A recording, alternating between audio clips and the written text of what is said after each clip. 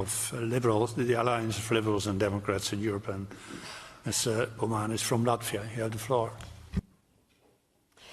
Your Excellency, recently a new Swiss ambassador to Belarus presented her credentials to Mr. Lukashenko, the first and only Western European diplomat to do so since August 2020.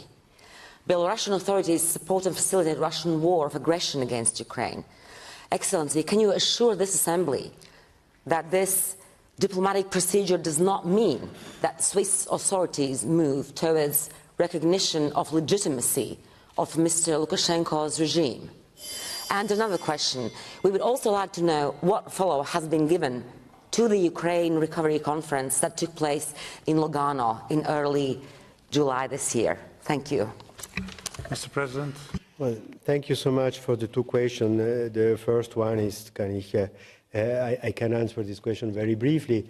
It is a protocolary act. Switzerland does not recognize any government. Switzerland just recognizes states. And we want to have an embassy in Belarus because it is important to be there exactly because of the difficulties we have at the human rights, at the democracy, and so on. We want to be on place. Our ambassador this lady was already there, have been already there for months. And the accreditation is a protocolary act. It doesn't mean any recognition of the government. This is the position, this has always been the position of Switzerland everywhere in the world. And this is also the reason why we are present in 170 countries of the world, independently of the government who is leading the country. The second is a much longer question, a much longer answer, but I'll try to make it short.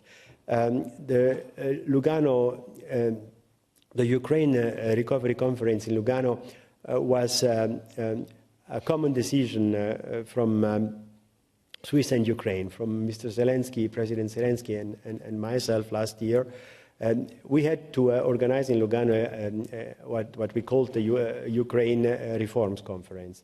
It was a cyclus of reform conference taking place during the last 5 years.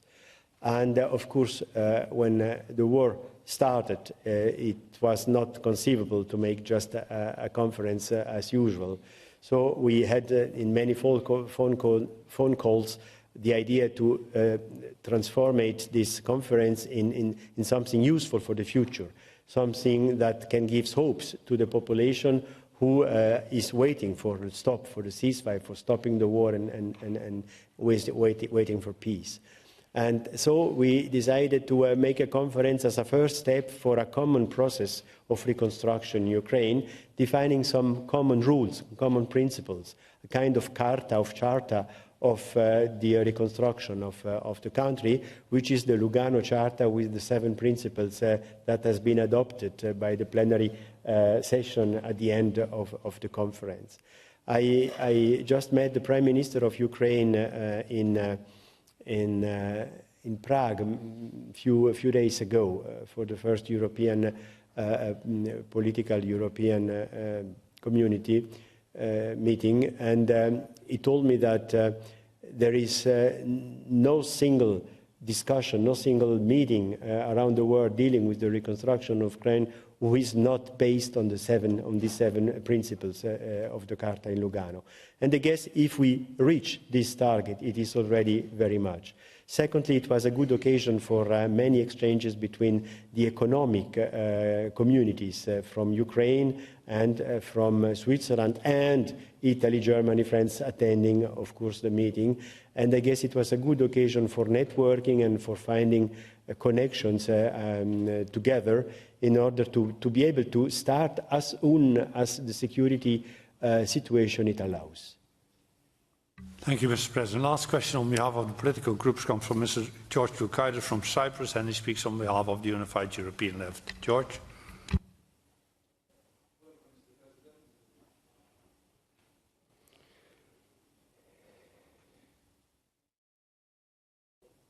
Welcome once more, Mr. President. I would like to ask you about Switzerland's neutrality in connection to Europe's present-day political and security architecture. Drawing from the experience of your country, could you possibly inform us as to how this neutrality has helped Switzerland to contribute in solving or mediating between conflicting parties in Europe or elsewhere? Mr. President. Thank you, Mr. President. Thank you, Chief of Group, for your question.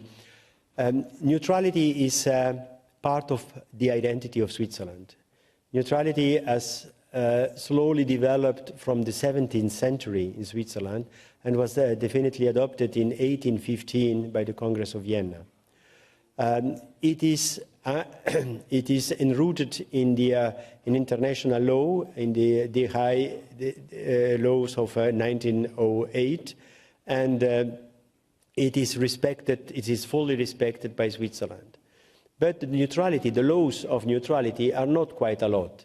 We are not allowed to export troops or weapons to a country which is in war. Or you can do it, but you have to do it with both or all the countries which are. So we decided to not do it with nobody. And secondly, we can let your territory be passed by other troops or weapons. Third, you cannot join a military alliance like the NATO or so on, and force airspace and so on. So there are not quite a lot of obligation, but these obligations are strictly respected by Switzerland because of our permanent neutrality. And we actually didn't invent the neutrality ourselves. We had to be invented neutral because of the powerful countries around us. We have France, we have Germany, we have Italy, who were very important, very big European powers in the past. And the fact that they had a buffer zone in the middle was, of course, in the interests of all these countries. And it was also in the interest of Switzerland because we could thus find our independence, which was so important during our history. Nowadays, through the neutrality, we can say that we never engaged in a war. We have never been engaging in a war for more than 500 years, and we are known not to make war and not to take part to war.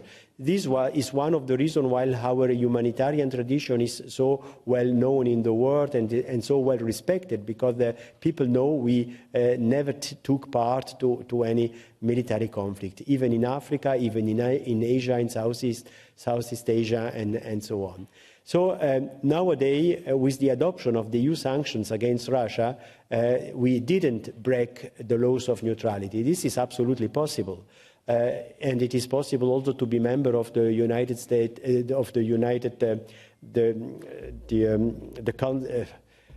Security Council of the United Nations. It is possible. It is compatible with our neutrality.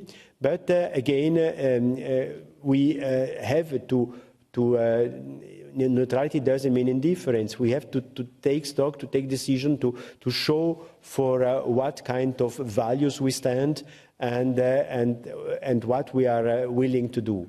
So now in this war, we are doing many things, from humanitarian assistance to demining of the territories, to delivering of goods, of any possible goods and services to the population, healthcare, and we are, of course, welcoming all the 60,000, 70,000 refugees coming from Ukraine during this transition phase of their life.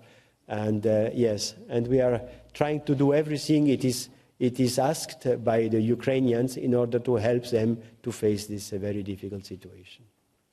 Thank you very much, Mr. President. I now have to interrupt the list of speakers. We have run out of time by now.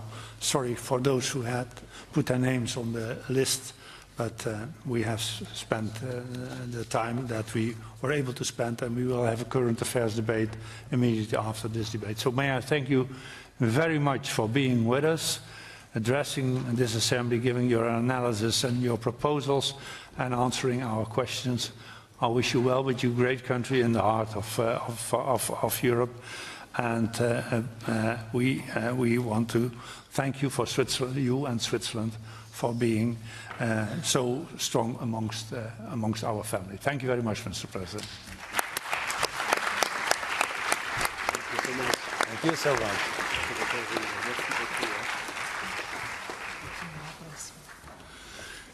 Dear colleagues, before we start our next debate, I want to give you this information from the Equality Committee. In solidarity with women and girls in Iran who are protesting at this very moment to have their fundamental rights respected, the Equality Committee is organizing a group photo tomorrow in the lobby of the chamber just outside here at 9:50, 9:55.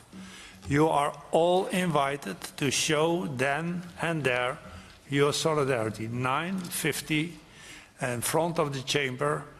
Let us show that our solidarity is with these brave women and girls in Iran who are standing up for the respect for their fundamental rights. We now interrupt for a moment to change the chair, and then we continue with the current affairs debate, which will be introduced by Mr. Paul Gavin.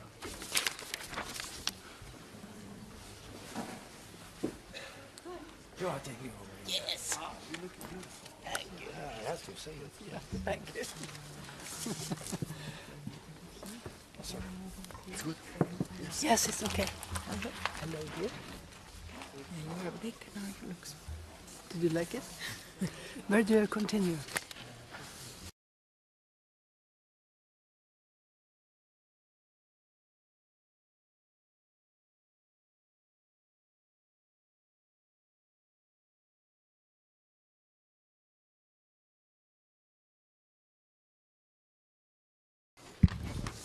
And then we continue, and the next item of business this afternoon is a current affairs debate on military hostilities between Azerbaijan and Armenia, including strikes against settlements and civilian infrastructures.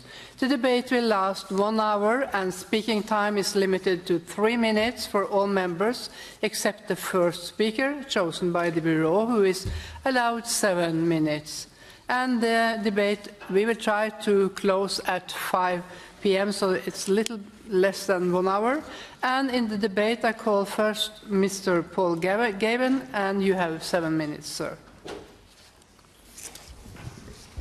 Good afternoon, and thank you, Madam Chairperson. On the 12th of September 2022, a series of clashes erupted between Azerbaijani and Armenian troops on Armenian territory. The violence resulted in nearly 300 deaths and dozens of injuries on both sides over a 3-day period. At least 204 Armenian servicemen were killed or missing, while Azerbaijan acknowledged 80 fatalities amongst its forces, bringing the total number killed to at least 284. A ceasefire brokered by Russia on September 13th broke down within minutes, but thankfully a new ceasefire was successfully concluded between the two countries the following day, September 14th, with considerable international assistance. I think it is significant that all of the violence took place on Armenian territory. None of the violence took place in the vicinity of the disputed region of Nagorno-Karabakh. Furthermore, the violence included strikes against settlements and civilian infrastructure. These have been well documented. They include attacks on the spa town of Jermuk, where numerous residential and tourist locations were hit by shells and other military weapons, including the ropeway, 3 hotels, a sanatorium and a cafe. In Sokt, 200 houses and a municipality building were damaged. In total, according to Armenia Security Council, 36 towns and villages were targeted, including Goris, Sisian, Kapan, Vardenis, Teg and Gehamatar. The Armenian government tell us that 4 civilians were killed, 1 more is missing and 7 wounded. It's significant that Azerbaijan does not deny launching these attacks, but rather has accused Armenia of using civilian and residential structures as firing points and argued that therefore they were legitimate targets. I do not believe this to be an acceptable response.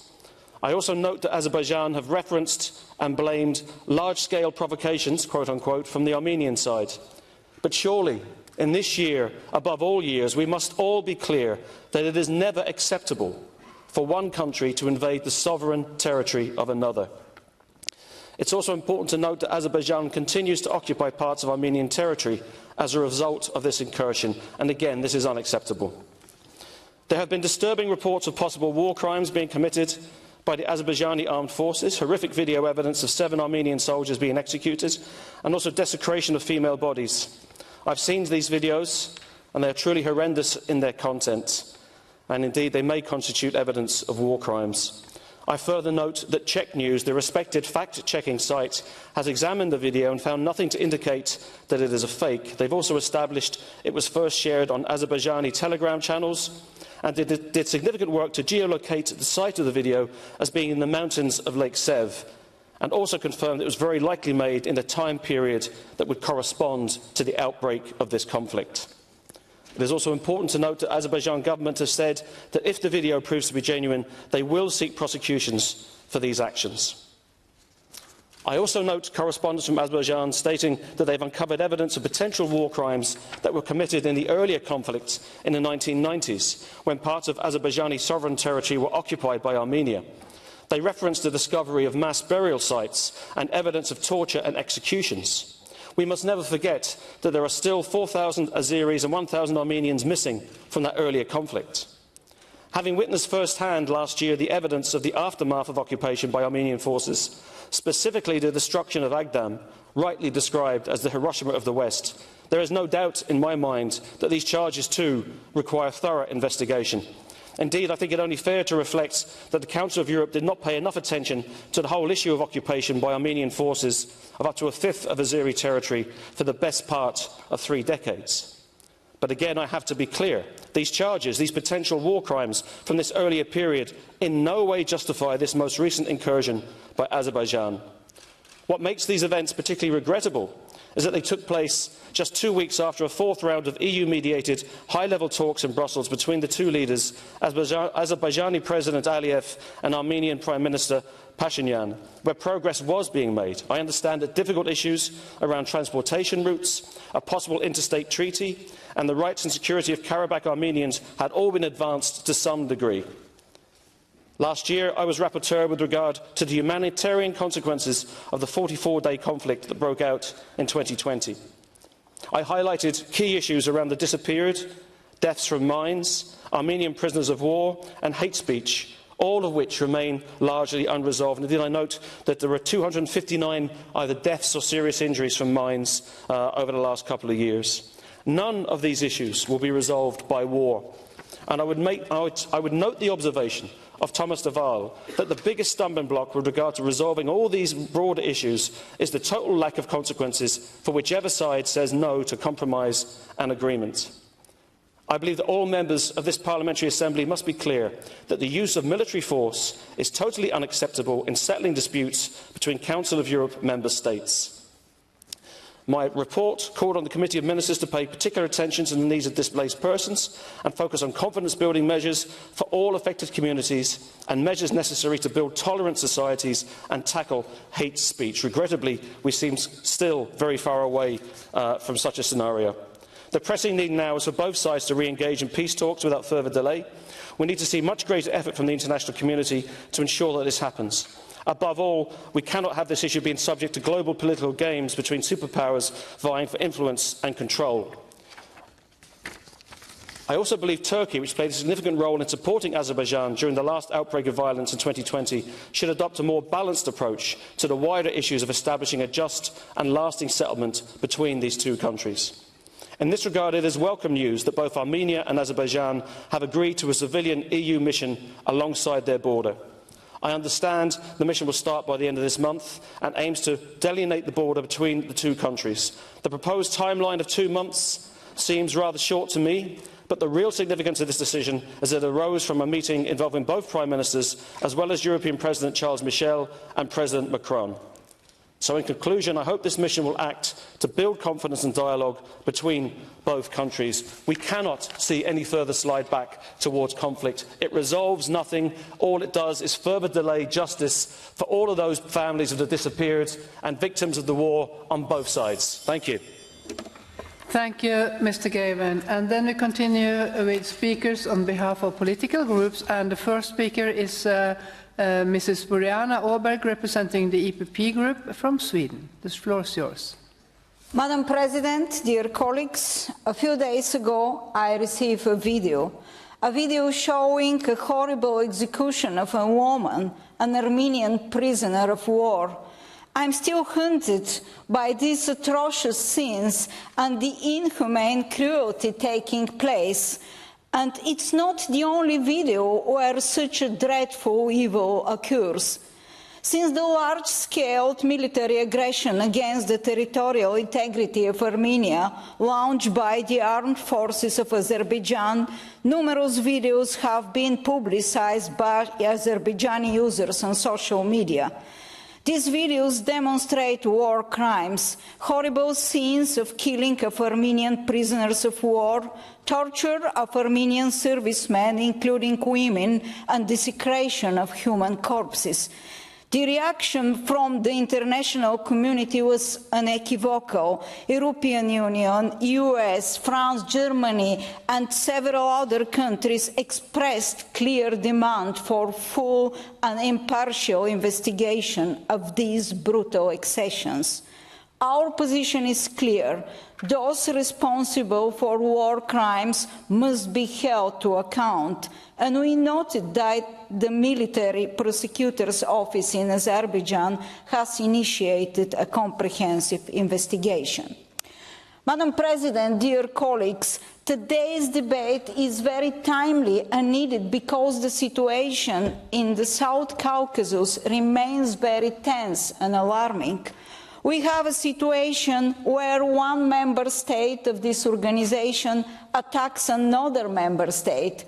Any ignorance from us will enable new violence, new atrocities.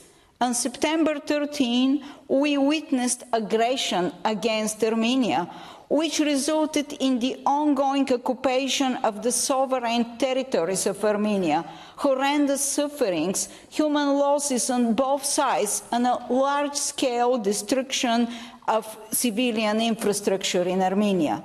The use of force or threat of force is becoming new normalcy, which is absolutely unacceptable.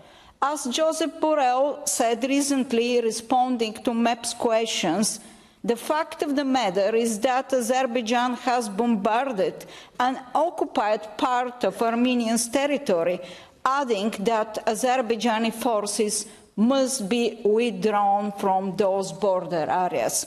We urge Azerbaijan to withdraw its armed forces from the sovereign territory of Armenia and to return to positions held prior to this escalation.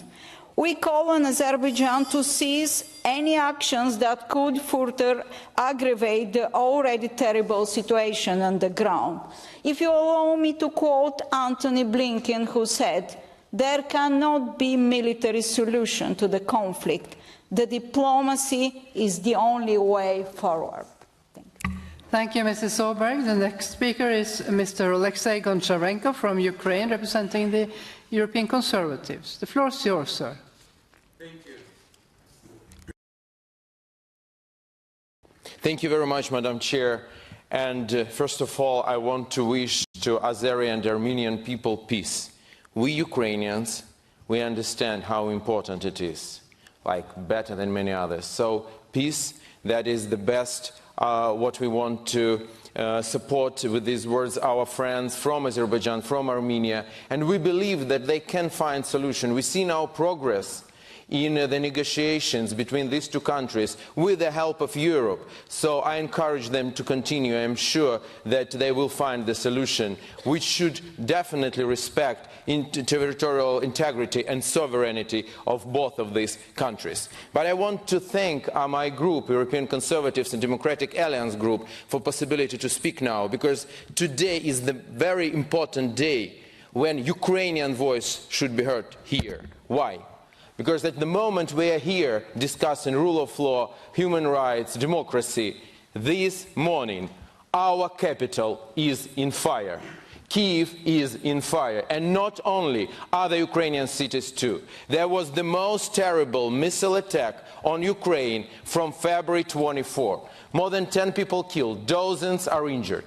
Putin said that he used highly precise weaponry, And then we see how playground was destroyed, Kiev University, like young lady was making video for her friend, and at this exactly moment her apartment was hit by Russian missile. Yes, that was highly precise weaponry from Putin, and he wants to kill civilians, as many as possible. That's why he did it on Monday morning to do it. So I want to address all of you. How many more Ukrainians should die? How many more our children and women should die before the West and the free world will give us all weaponry we need to protect our sky, to give us tanks, fighters, everything we need to save our children? Today, my 2 children are in Odessa and my heart is bleeding, like millions of Ukrainian hearts. So please, help us today. Don't wait for anything. Every country can take one Ukrainian city and protect sky over any Ukrainian city. We will remember it for decades. Give us weaponry we need. One Leopard today means more than 1 million words. That is the situation for the moment. If there is a question of money, we will find money. We will take everything from us. We will take any possible loans. We will find it and we will buy it. But just give us this possibility. I am sure that ordinary people, not only from Ukraine, from all of our countries, will help us to do this. But these political decisions should be made today to finish this awful war. And once again, there is one country on this continent which wants the war. It's Russian Federation. And what's happening in South Caucasus, it's also because of them. So I want to ask all of us to stop this tyrant as soon as possible. Thank you. Thank you, Mr. Goncharenko. And the next speaker is Monsieur Jacques Lenay, ALDE Group. The floor is yours. Merci, Madame la Présidente, mes chers collègues. Après le conflit qui a fait plus de 6500 morts des deux côtés en 2020, les armes ont de nouveau parlé entre l'Arménie et l'Azerbaïdjan, 2 États pourtant membres de notre organisation. Il semblerait que l'Azerbaïdjan ait ouvert le feu et que ses troupes se soient installées sur le territoire arménien. L'Azerbaïdjan affirme quant à lui n'avoir fait que riposter aux provocations arméniennes. Ces affrontements ont causé la mort d'au moins 286 personnes. Pour ma part et au nom de mon groupe, je condamne bien évidemment le recours à la force qui est totalement inacceptable pour régler les différends entre les États membres de notre organisation. Les affrontements qui se sont produits il y a un mois sont les plus violents depuis la fin de la guerre de 2020 et ne s'apparentent pas à des incidents isolés. Face à cette situation qui peut très rapidement déboucher sur une nouvelle guerre, il est nécessaire de rappeler un certain nombre de points fondamentaux. Tout d'abord, l'intégrité territoriale de l'Arménie doit être préservée et l'Azerbaïdjan doit se retirer du territoire arménien conformément à l'accord de cessez-le-feu du 10 novembre 2020. De plus, en tant qu'État membre du Conseil de l'Europe, les 2 belligérants doivent respecter les droits des prisonniers de guerre et s'engager à ne pas organiser d'enlèvement. Or, la presse fait état de vidéos circulant sur les réseaux sociaux montrant des Arméniens enlevés et torturés par des militaires azéris. L'Azerbaïdjan doit diligenter des enquêtes sur ces faits et traduire en justice les coupables. Enfin, j'appelle les 2 États à négocier rapidement un accord de paix qui devra être respecté. Pour cela, le Conseil de l'Europe se doit de jouer pleinement son rôle de plateforme pan-européenne de discussion et contribuer par le dialogue politique à un apaisement des tensions et à un respect des droits fondamentaux des ressortissants des 2 États. Mes chers collègues, la communauté internationale ne peut rester indifférente à la situation dans cette région. L'Union européenne et les États-Unis, mais aussi la Russie et la Turquie doivent travailler ensemble pour résoudre ce conflit. Néanmoins, il ne sera pas facile de mobiliser la communauté internationale sur cette question compte tenu de la guerre en Ukraine. En effet, celle-ci a également des répercussions sur la situation entre l'Arménie et l'Azerbaïdjan. Ainsi, la Russie est plus que jamais isolée sur la scène internationale, ce qui ne va pas faciliter les discussions. De plus, il n'est pas sûr que la Russie ait intérêt à s'impliquer davantage dans ce conflit alors qu'elle est elle-même aujourd'hui embourbée et en difficulté dans le conflit qu'elle a ouvert avec l'Ukraine. Dans ce contexte, je crois que notre action est plus que jamais nécessaire pour sensibiliser nos gouvernements à la nécessité d'agir au bénéfice de la paix dans cette région. Je vous remercie.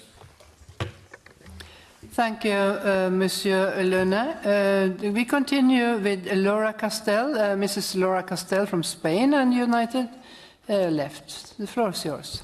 Thank you, Madam Chair. On behalf of the United European Left, I want to express grave concern regarding the most recent outbreak of violence between Azerbaijan and Armenia last month. I want to make the following points in regard to what has happened. Firstly, it is important to acknowledge that the evidence points to this most recent violence as arising from an Azerbaijani incursion into the sovereign territory of Armenia. Up to 300 soldiers died between 12th and 14th September. Secondly, to recognize that all of the violence took place on Armenian territory. None of the violence took place in the vicinity of the disputed region of Nagorno-Karabakh. I do note that Azerbaijan have referenced and blamed provocations from the Armenian side, but it is not possible to verify these claims. Thirdly, it is important to note that Azerbaijan continued to occupy parts of Armenian territory as a result of this incursion. Again, this is unacceptable. Fourth, there have been disturbing reports of possible war crimes being committed by the Azerbaijani armed forces. Horrific video evidence of Armenian soldiers being executed and also desecration of bodies are in circulation. I also note recent correspondence from Azerbaijan alleging evidence that they have uncovered of potential war crimes that were committed in the early conflict in the 90s, when parts of Azerbaijani sovereign territory were occupied by Armenia. Having witnessed firsthand the evidence of the destruction by Armenian forces of Ardam, there is not doubt that these too require thorough investigation, but in no way justify this most recent incursion by Azerbaijan.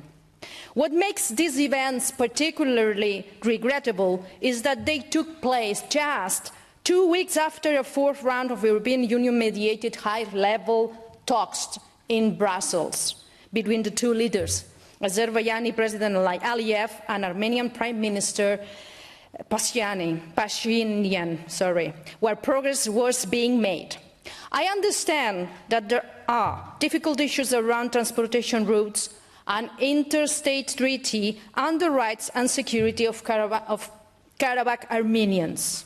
This parliamentary assembly must send a clear message that the use of military forces is totally unacceptable in settling disputes between Council of Europe member states.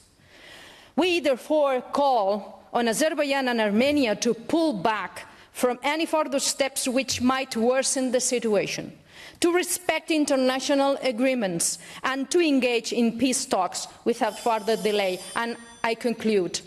We urge both member states to abide by their commitments taken upon accession, notably to settle the conflict by peaceful means. The Council of Europe is ready to support them in this effort. Thank you very much. Thank you so much, Mrs. Castell. And then we continue with Stefan Schenak from Austria on behalf of the Socialist Group. The floor is yours, Mr. Schenak. Danke sehr, Frau Präsidentin. Unser Präsident der Versammlung hat heute bei der Eröffnung gesagt, die Delegationen von Aserbaidschan und Armenien sollten diese Woche nützen, um in einen positiven Austausch und Gespräche zu kommen. Ich möchte mich Herrn Dini Cox in dieser Sache vollinhaltlich anschließen. Wir müssen aufpassen. Wir haben hier in einer blitzartigen Entwicklung wiederum das Sterben von Menschen durch kriegerische Auseinandersetzung, die diesmal nicht im Bergkarabach stattfinden, sondern von Aserbaidschan auf armenisches Staatsgebiet getragen wurden, bei den Städten Goris, Sot und Djermuk. Und beide Seiten setzen schwere Waffen ein.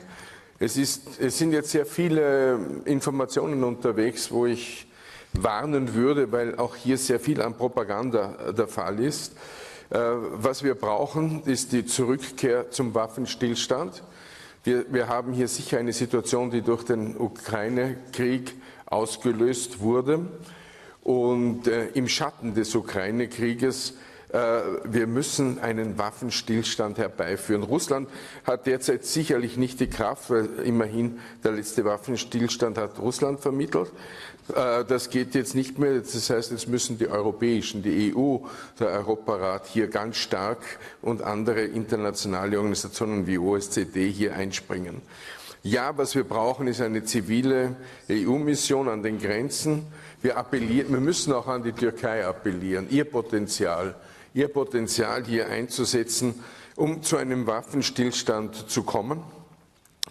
Wir haben nach wie vor, und der Rapporteur hat es gesagt, Bolgawan, wir haben nach wie vor Minentote, unzählige Minentote. Wir müssen die armenische Seite erinnern, endlich den Lageplan der vergrabenen Minen herzugeben. Umgekehrt müssen wir Aserbaidschan klar erinnern, dass in dem vermittelten Waffenstillstand der Austausch von Kriegsgefangenen vereinbart war. Noch immer gibt es Kriegsgefangene, armenische Kriegsgefangene in Armenien.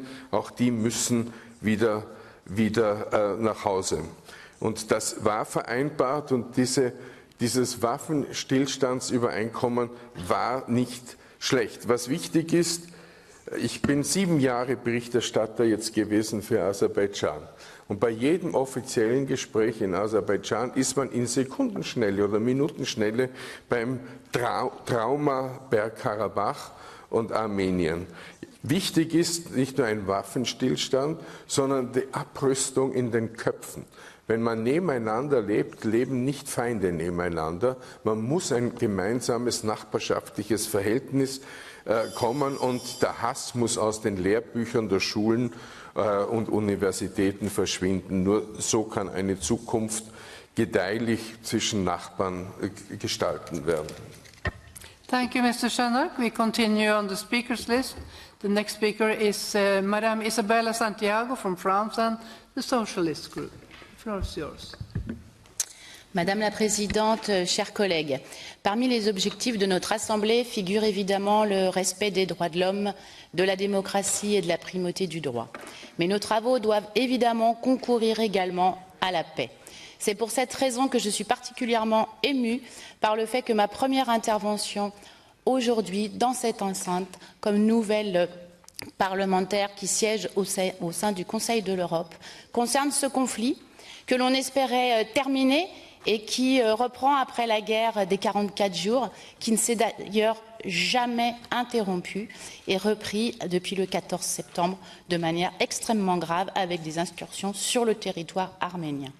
Je souhaite vivement que notre Assemblée puisse dénoncer avec vigueur la reprise des hostilités de l'Azerbaïdjan sur l'Arménie avec des frappes sur des implantations et des infrastructures civiles arméniennes.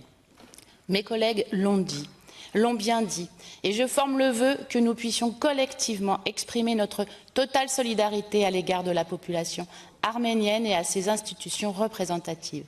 Ce pays est une démocratie dans le Caucase du Sud qui est en pleine, techniquement, en tout cas dans une difficulté sur la partie des belligérants. La partie belligérante doit être rappelée à ses engagements. Le cessez-le-feu doit être respecté. Nous devons aussi ouvrir le dialogue pour la paix. Le règlement provisoire des hostilités de 2020 n'a fait qu'entériner le fait accompli et l'usage de la force. La question des frontières doit être remise sur la table des négociations.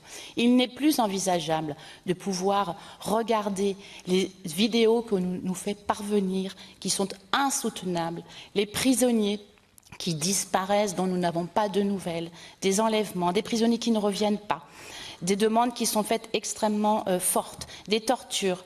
Je crois que nous devons porter ce message de paix. Il est essentiel que le peuple arménien puisse vivre en paix sur son territoire, dans ses frontières. Et je crois qu'ici, nous devons, et d'autres l'ont dit, remettre le dialogue entre l'ensemble des pays qui pourraient faciliter cette paix. Je crois aussi qu'il est nécessaire que nous puissions avoir en effet une mission qui va sur place pour pouvoir apporter ce regard et cette paix que nous souhaitons et surtout que nous puissions résoudre ce conflit et qu'il soit trouvé des solutions pour le peuple arménien qui vit depuis des années dans ces difficultés de territoire. et où la guerre fait des tués de manière extrêmement forte, et il est important que les enfants puissent grandir en paix. Thank you so much, Mrs. Santiago. Then, from EPP, Mr. Ruben Rubian from Armenia. The floor is yours. Thank you, Madam Chair. First of all, I want to thank all of the speakers who spoke before me, especially Mr. Gowan, for telling the truth and establishing the facts. Indeed, my country, my democratic country, was recently attacked by its authoritarian neighbor. The attack was completely unprovoked, unjustified. Many civilians were killed, settlements were damaged, civilian infrastructure was damaged. Mr. Gowan presented it all. But why did this happen, dear friends? It happened because the aggressor wasn't condemned before. I remember during the last session here in this hemicycle, I was talking about another Azeri incursion into southern Armenian territory which happened in 2021. And I was talking about the prisoners of war, Armenian prisoners of war, which are still kept in Azerbaijan. They were kept in Azerbaijan back then, they are still kept there. And now, a couple of months later, we have new aggression, new occupation, new prisoners of war, some of which were killed, and there is footage of this video of them being summarily executed by Azerbaijanis immediately after being captured. And this happens because they were not condemned before.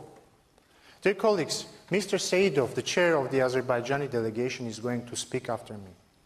And most probably, he is going to resort to the good old Azerbaijani tradition of denial, saying that Azerbaijani aggression simply did not happen, but the Armenians deserved it. This is what he's going to do. He's going to tell Mr. Gowan, Madame Aberg, and the other speakers that they are wrong, that there is no incursion into Armenian territory. Why? Because it's his job. Mr. Seidov's job is to justify the actions, the illegal crimes of his authoritarian government here. Speaking about the necessity of talking about peace in this organization, I want to inform you that the president of PACE, Mr. Cox, invited me and Mr. Seidov to have a meeting in Paris when we had to have a monitoring committee meeting. This meeting had to be held on September 15th. Why it didn't happen?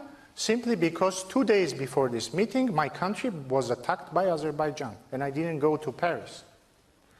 Dear friends, it's possible to talk about peace when your colleague wants to talk about peace. It's impossible to talk about peace while shooting at you, while occupying your territory. It's impossible. I understand that many of our friends have been reluctant to take sides when it comes to the Nagorno-Karabakh conflict. It's complicated, I understand. This is different. We have a case of an authoritarian country attacking its democratic neighbor and occupying its territory. This must be condemned, and the Azerbaijani troops have to withdraw from Armenian territory immediately, and the Armenian prisoners of war should be released. Thank you. Thank you, Mr. Rubian. Then the next speaker on behalf of European Conservatives is Mr. Samad Seidov from Azerbaijan. The floor is yours, sir. Thank you, Madam President. And I think Mr. Rubian tried to mislead this organization. I think his job to present everything upside down. Unfortunately, he is speaking about the hostilities between Armenia and Azerbaijan, but he didn't mention that still Armenian military forces inside Azerbaijan. He didn't mention that before September hostilities between Armenia and Azerbaijan, Armenian military forces infiltrated into the territory of Azerbaijan and put the mines within the territory of Azerbaijan. Why Mr. Rubinyan didn't mention about each day casualties of Azerbaijanis?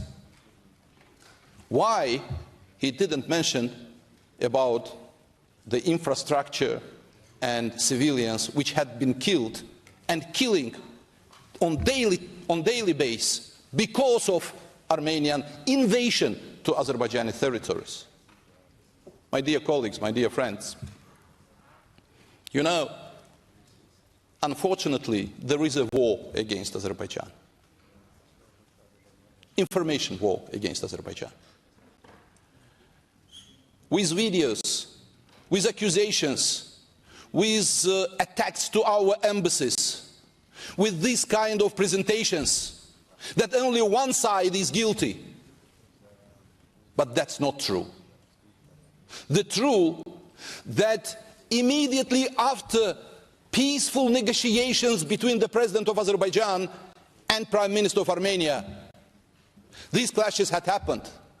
That immediately after the positive developments which we are trying to do, something very strange is coming from our neighboring country. We should understand that they are not in favor to fulfill the obligations under which they have signed.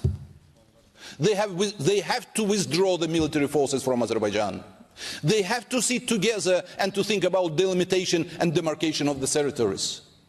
They have to bring those who committed crimes against Azerbaijanis in Ganja, in Khojaly, to the justice. Because we did it. Of course, during the war, something could happen, but the prosecutor general from Azerbaijan already started its mission in Azerbaijan. Have you heard about any initiative from Armenia? No. And that's why, if we are going to be balanced and objective, we should take into account that this assembly is becoming a tool in the hands of those who are thinking about war, not peace. We are, despite of all the things, for peace, and we will do our best for peace in the region. Thank you. Thank you, Mr. Saido. The next speaker is Mr. Rafael Husseino from Azerbaijan and ALDE. The floor is yours. Thank you, Chair. Dear colleagues, for almost 30 years, Azerbaijan has faced great hypocrisy and lies. It was international hypocrisy that lasted almost 30 years, thus having prevented Azerbaijan from cleaning its occupied lands from the invaders. Nonetheless, everything comes to the end sooner or later.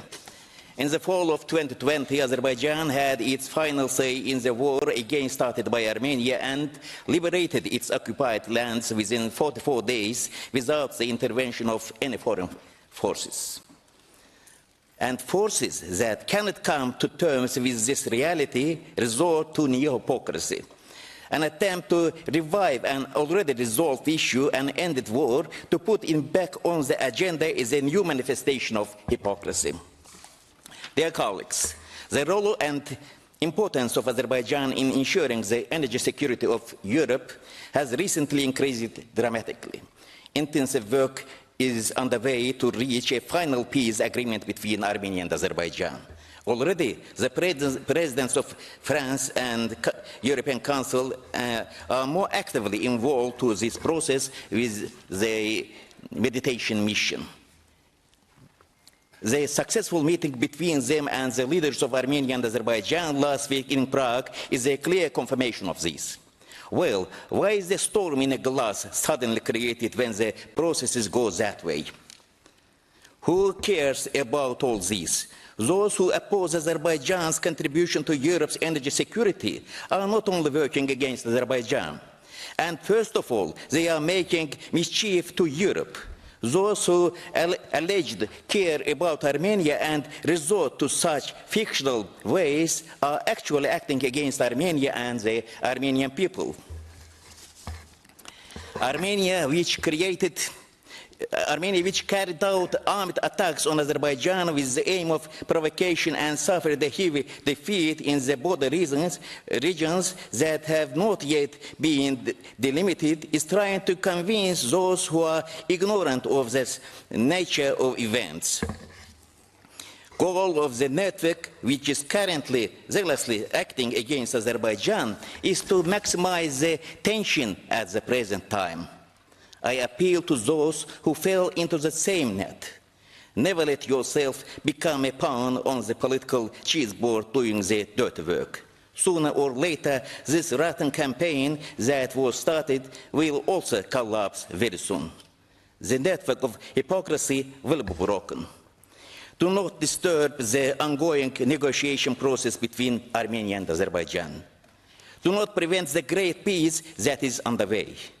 Avoid actions that hinder the benefits which Azerbaijan will render to Europe's energy security. Don't let any temptations mislead you. Thank you.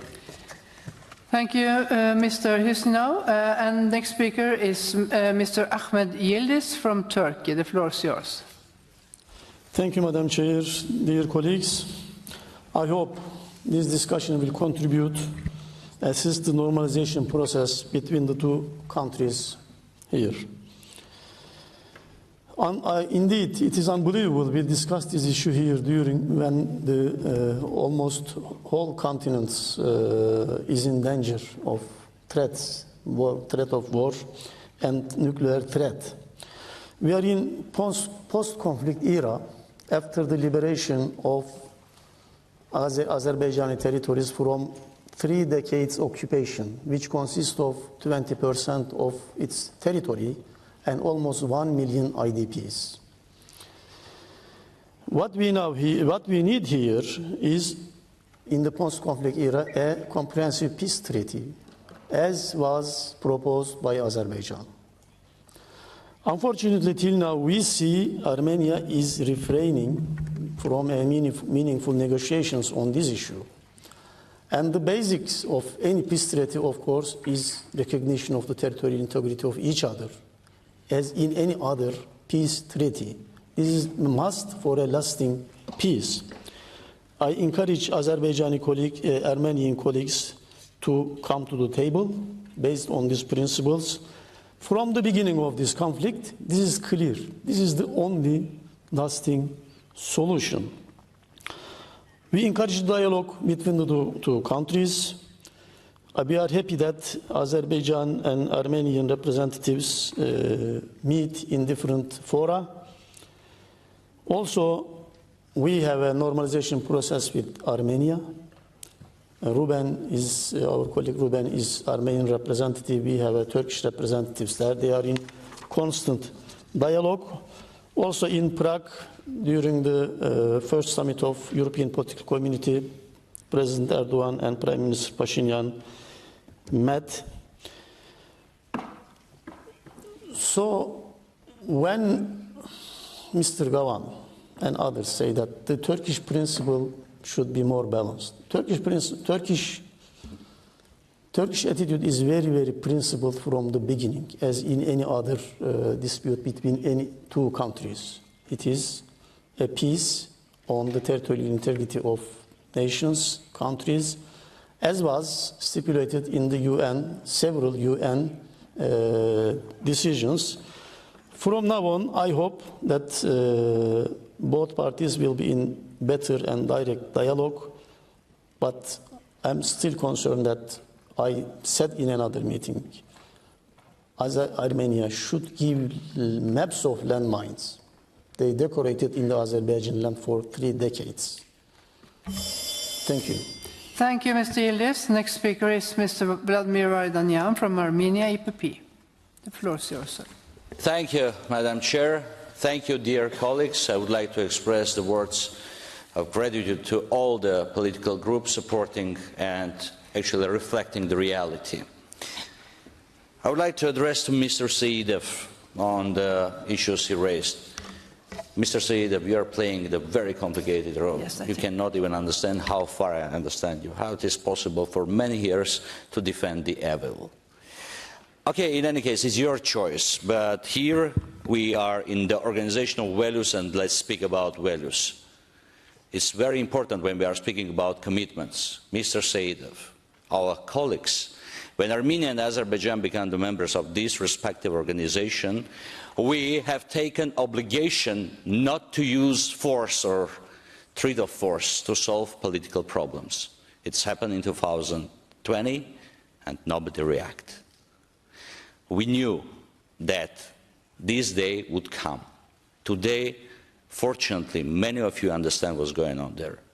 When Mr. Saidov was speaking about the Armenian forces in Azerbaijan, I would like to say that it is totally false.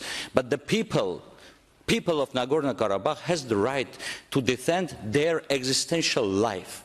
Look what's going on. Dismemberment, humiliation, willful killing. We have the right to self-defense at least. We are trying to use this right. When Mr. Said was speaking about provocations, I remember the Nazi time rhetorics. Polish troops organized provocation, that's why we invaded to Poland. When I listened to the words concerning the Agdam or the other regions, okay, let's come back to 1915. Let's speak about Armenian genocide. Let's speak about pogroms in Shushi. We are speaking about what's going on now, here. And we have prisoners of war, we have missing persons, we have the cases of war crimes. We have cases that the European Court of Human Rights should react immediately. Dear colleagues, thank you for your support. Azerbaijani troops in Armenian territory should be withdrawn immediately. This is the requirement of UN Charter. This is a requirement of the order of the United Nations.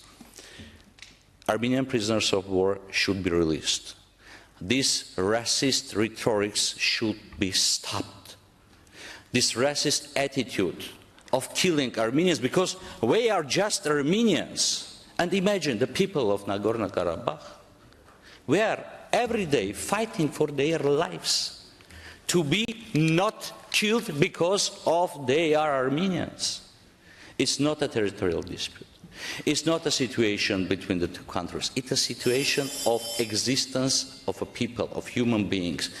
The reason why this respective organization was created. And I would like to say to Mr. Saidov, remember, all the good things would come back and all the evil would come back to you.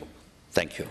Thank you, Mr. Vardanyan. Before I interrupt the list, I give the floor to the last speaker, Monsieur Bernard Fournier, EPP. Madame la Présidente, mes chers collègues, le conflit entre l'Arménie et l'Azerbaïdjan occupe à nouveau notre Assemblée. La situation s'est de nouveau dégradée au cours du mois de septembre, avec plusieurs centaines de morts à la suite d'un déclenchement d'hostilités dont les deux parties s'accusent mutuellement. Je regrette cette situation dans laquelle l'Azerbaïdjan me semble profiter de la situation induite par la guerre en Ukraine pour pouvoir imposer ses vues à l'Arménie et récupérer ainsi les territoires perdus depuis 1991. En effet, la guerre en Ukraine entraîne une implication moindre de la Russie dans la région. Rappelons-nous que c'est la Russie qui avait pu imposer un cessez-le-feu en 2020, après plus d'un mois et demi d'un conflit particulièrement meurtrier. Aujourd'hui, c'est sous l'égide du président du Conseil européen, Charles Michel, que les négociations se tiennent pour parvenir à un accord de paix définitif. Si fin août, celui-ci se montrait optimiste, force est de constater que les combats qui ont eu lieu fin septembre remettent en cause cet optimisme. Il n'est pas certain que l'Union européenne seule puisse aider les deux belligérants à parvenir à un accord de paix. Il est clair aujourd'hui que l'Azerbaïdjan cherche à étendre son territoire au-delà de ce que prévoit l'accord de cessez-le-feu signé en novembre 2020. Cette attitude belliqueuse doit être sévèrement condamnée. De plus, nous ne pouvons que constater la mise en œuvre très partielle de la résolution adoptée par notre Assemblée en septembre 2021 sur les conséquences humanitaires du conflit entre l'Arménie et l'Azerbaïdjan. En effet, les atteintes aux droits des populations civiles arméniennes se multiplient du fait des exactions commises par l'armée azérie en territoire arménien. La sécurité des ressortissants arméniens dans le Haut-Karabakh n'est toujours pas assurée. De même, L'Arménie continue de craindre pour les prisonniers de guerre détenus par les autorités azéries et a demandé de ce fait à la Cour internationale de justice d'enjoindre l'Azerbaïdjan de protéger les personnes arrêtées après le conflit de 2020. Sur ce sujet, je souhaite que le Comité européen pour la prévention de la torture et des peines ou traitements inhumains ou dégradants se rende dans les deux États pour examiner le sort réservé aux prisonniers et pas seulement en Arménie, comme le prévoit le programme de travail du Comité. En effet, la dernière visite du Comité en Azerbaïdjan remonte à 2019, soit avant le conflit de 2020, ce qui me semble justifier une nouvelle inspection. Mes chers collègues, le conflit qui oppose actuellement l'Ukraine et la Russie ne doit pas nous détourner de ce qui se passe au Haut-Karabakh. Je vous remercie. Thank you, Mr. Fournier. I must now interrupt the list of speakers. The speeches of members on the speakers list who have been present during the debate but have not been able to speak may be given to the table office for publication in the official report. I remind colleagues that typewritten text must be submitted electronically, if possible, no later than 4 hours after the list of speakers is interrupted. I remind you that at the end of a current affairs debate, the Assembly is not asked to decide upon a text, but the matter may be referred by the Bureau to the responsible committee for a report. And also thanks to Mr. Gaven. The Assembly will hold its next public sitting tomorrow morning at 10 a.m. with the agenda which was approved this morning, and the sitting is adjourned.